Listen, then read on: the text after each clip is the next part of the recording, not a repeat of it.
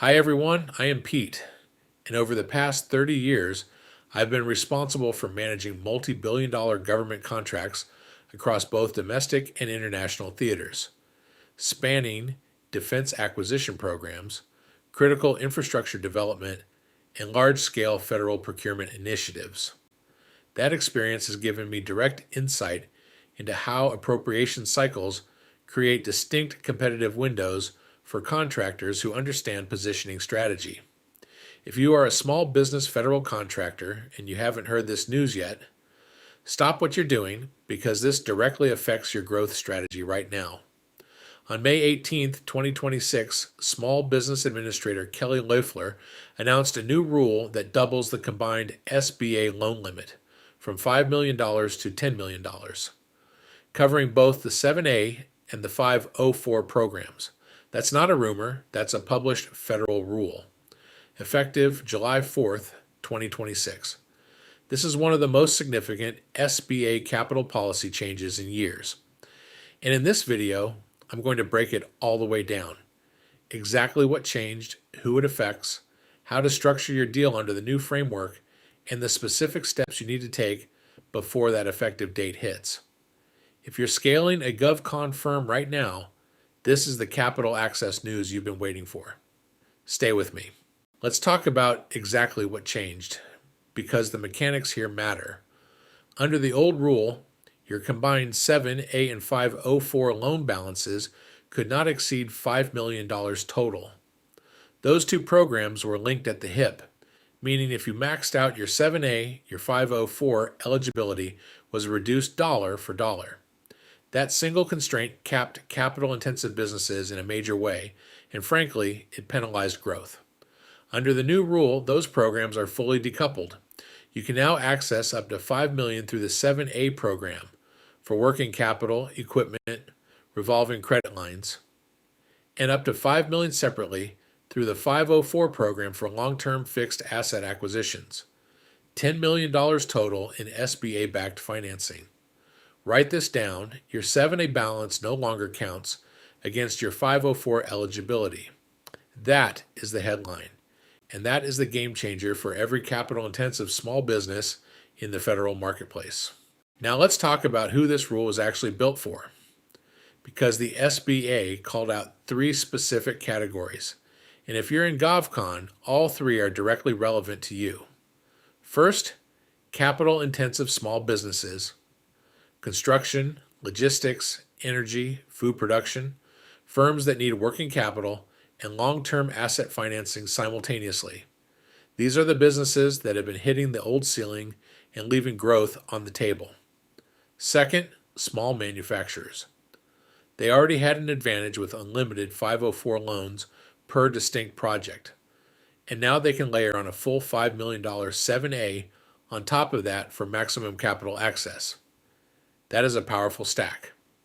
Third, and this is the one I want my GovCon audience to really hear, growth stage government contractors.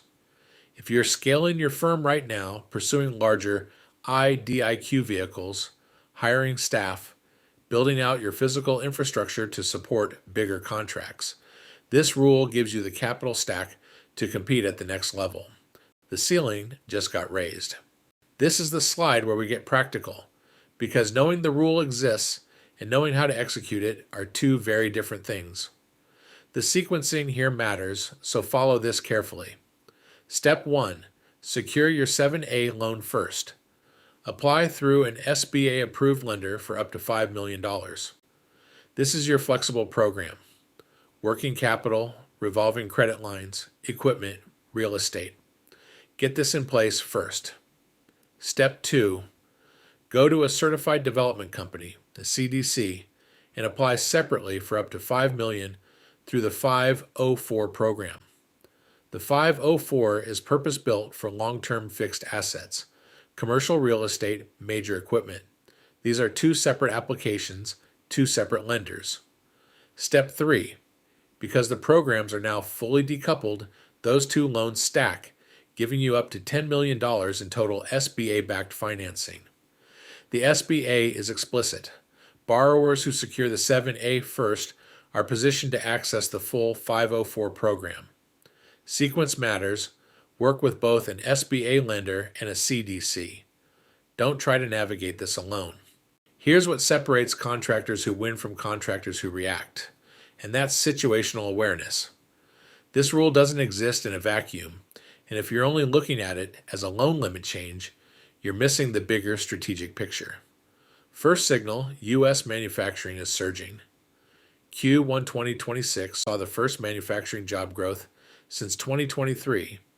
Factory activity is at a 4-year high. The SBA didn't just raise the loan cap. They waived loan fees for manufacturing NICS codes this fiscal year and launched the first ever dedicated manufacturer loan program. That's a pattern, not a coincidence. Second signal, small business formation is at a record high. More new businesses entering the market means more competition for contracts and more opportunities for teaming arrangements. Third, watch the parallel policy tracks. FAR. Part 19 changes the One Big Beautiful Bill, the Made in America Loan Guarantee. This $10 million cap is being built on top of a significantly expanded SBA infrastructure. The question isn't whether this affects your business. It's whether you're positioned to take full advantage of it before your competition is. Let's close with your action plan. 5 concrete steps to take before July 4th, because knowing this rule exists means nothing if you don't move on it. 1. Audit your current SBA loan balances today. Know exactly where you stand against the old $5 million limit. That's your baseline. 2. Call your SBA lender and ask specifically how the decoupled 7A and 504 structure affects any applications you currently have in flight. 3. If you're in construction, manufacturing, logistics, or energy, sit down with your CPA or financial advisor and model the dual program capital stack now, not in July. 4. Go to SBA.gov and find your local certified development company. You cannot access the 504 program without one. This is a non-negotiable step. 5. Watch for the Federal Register final rule publication and verify your NICS codes qualify under the program guidelines.